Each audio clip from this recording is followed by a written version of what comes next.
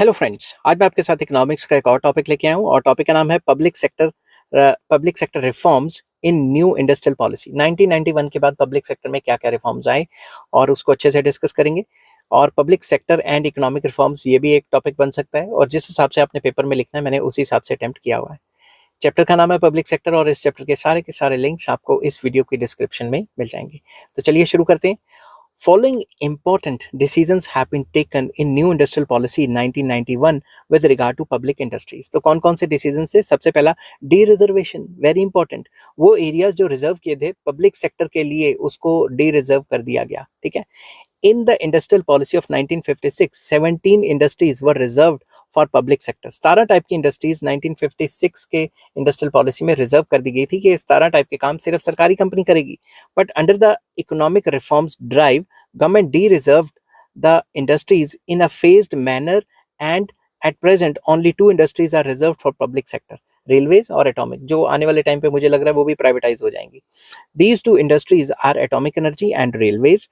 The other 15 out of 17 industries reserved for public sector have been declared open to private investment and participation। तो बाकी जो 15 type की company है उनको खोल दिया गया है, वहाँ प्राइवेट सेक्टर आके इन्वेस्टमेंट भी कर सकता है और अपनी खुद की कंपनी भी खोल सकता है या एग्जिस्टिंग पब्लिक सेक्टर में शेयर्स वगैरह खरीद सकता है। Now even some key components of railway infrastructure have been open for the private sector. तो कुछ की एरियाज हैं जो रेलवे इंफ्रास्ट्रक्चर या रेलवे से रिलेटेड है उनको भी प्राइवेटाइज कर दिया गया है।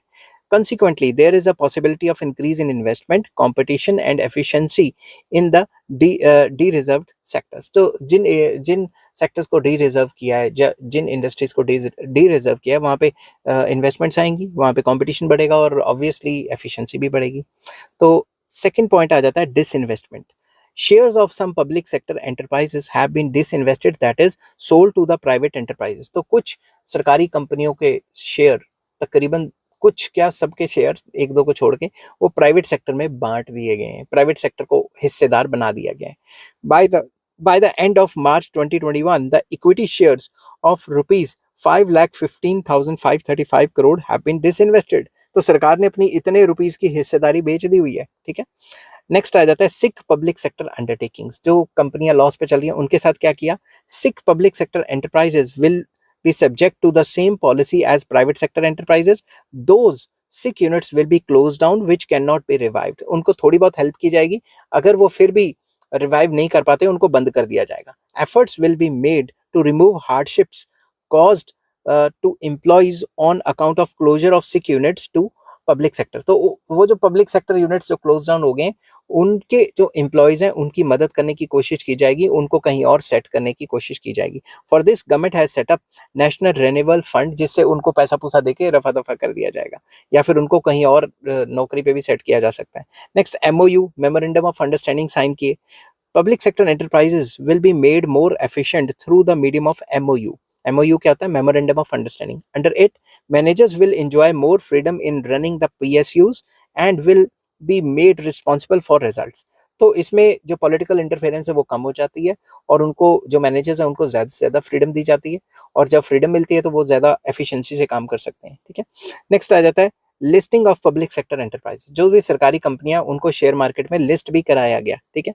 To generate resources, improve transparency, efficiency and corporate responsibility, shares of public sector enterprises या public sector undertakings will be listed on stock exchanges। तो सरकार ने क्या किया? स्टॉक एक्सचेंजेस पे जो सरकारी कंपनियां उनके शेयर्स लिस्ट कर दिए, अब आम लोग भी उनके शेयर्स खरीद सकते हैं। As on 31st March 2020, 58 central public sector enterprises are listed on domestic stock exchanges। तो अगर हम 2020 तक के डाटे की बात करें तो 58 सेंट्रल पब्लिक सेक्टर एंटरप्राइजेस जो हैं उनके जो शेयर्स हैं वो लिस्ट कर दिए गए शेयर मार्केट में ताकि प्राइवेट बंदे भी खरीद बेच कर सकें और लेटेस्ट डाटे के हिसाब से इससे भी ज्यादा कंपनियां आ गई हैं। Now government has decided that all unlisted public sector undertakings with a positive net worth, no accumulated losses and earning net profits in the preceding 3 years should be listed। तो सरकार का ये पॉलिसी है कि भाई अगर कंपनी अच्छी चल रही है और कोई अनलिस्टेड कंपनी है, सरकार की कंपनी अच्छी चल रही है, अनलिस्टेड है और प्रॉफिट कमा रही है, लगातार 3 सालों से प्रॉफिटेबल रह रही है, तो उसको हम जो है लिस्ट कर देंगे मार्केट में। ठीक है। Cabinet Committee on Economic Affairs has decided that all listed public sector undertakings, public shareholding should be 25%. तो सरकार ने जो कैबिनेट कमेटी बनाई है इकोनॉमिक अफेयर्स पे, वो कहती है कि जो सरकार की हिस्सेदारी है वो लगातार कम करते करते करते हम 25% पे ले आएंगे, जो कि काफ़ी कम है। तो बेसिकली ये सारे के सारे जो काम हैं ये इकोनॉमिक रिफॉर्म्स के बाद हुए हैं। अब मेरा मानना ये है कि प्राइवेट सेक्टर के लिए खोल दो, कोई चक्कर नहीं, कंपटीशन हो जाएगा, अच्छी बात है, एफिशिएंसी बढ़ेगी और कंपटीशन होगा तो कंज्यूमर्स को सस्ते में माल मिलेगा।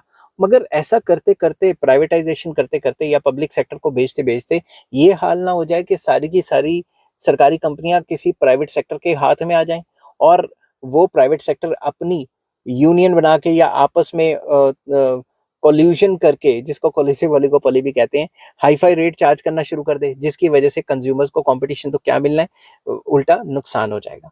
तो अगर सरकार ने अपनी कंपनियां बेचनी है, डिसइन्वेस्टमेंट करनी है तो करती रहे, कोई दिक्कत वाली बात नहीं है।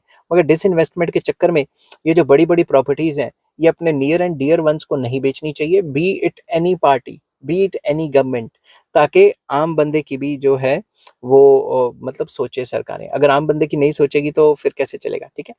तो इतना ही मेरा मानना है, बाकी हर एक इकोनॉमिस्ट का अपना अपना मानना हो सकता है, क्योंकि इकोनॉमिस्ट, एक कहावत है, इकोनॉमिस्ट ऑलवेज कॉन्ट्रडिक्ट। जो एक इकोनॉमिस्ट कहेगा दूसरा उससे कॉन्ट्रडिक्ट करेगा, तीसरा और कॉन्ट्रडिक्ट करेगा, चौथा और कुछ कहेगा। हर एक का अपना अपना मानना है, अपना अपना तरीका है। तो सरकारी कंपनियों को करना चाहिए डिसइन्वेस्ट, बट इस हिसाब से नहीं कि सब कुछ ही बेच के प्राइवेट सेक्टर के हाथ में चला जाए और सरकार के हाथ में कुछ भी ना बचे, ठीक है। आई होप ये वीडियो आपको पसंद आई होगी। अगर पसंद आती है तो please like, share and subscribe. Chapter का नाम था पब्लिक सेक्टर और इस चैप्टर के सारे लिंक्स आपको इस वीडियो की डिस्क्रिप्शन में मिल जाएंगे और जिस हिसाब से आपने पेपर में लिखना है मैंने उसी हिसाब से ये लिखने की कोशिश की है। Take care, bye bye.